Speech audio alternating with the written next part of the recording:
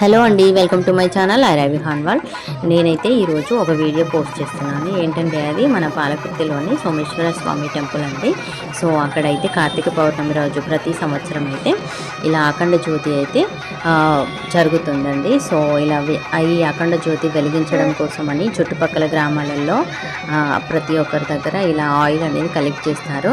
కొన్ని టన్నుల ఆయిల్ అయితే ఇలా కలెక్ట్ అవుతుందండి. ప్రతి ఒక్కరు కూడా ఇలా సెంటిమెంట్గా ఫీల్ అయ్యి ఇలా ఇస్తారండి. సో ఇలా తీసుకొచ్చిన దాన్ని ఇదిగోండి ఇలా కొండపైన మన గుట్టపైన అఖండ జ్యోతి అనేది ఏర్పాటు చేసేసి ఇలా వెలిగిస్తూ ఉంటారు ప్రతి సంవత్సరం కూడా. అలాగే ఈ గుడిలో లక్ష దీపార్చన కూడా జరుగుతుంది. లక్ష దీపోత్సవం అనేది జరుగుతుంది. చూడండి ఎంత బాగుందో. అఖండ జ్యోతి అనేది చుట్టుపక్కల గ్రామాలకి కూడా కనిపిస్తుంది. ఇది చూడడం వల్ల ఎంతో పుణ్యం కూడా కలుగుతుంది. అండ్ ఇంకా ఈ అఖండ జ్యోతి అయితే మన దక్షిణ భారతదేశంలోనే రెండవ అతిపెద్ద అఖండ జ్యోతి అండి.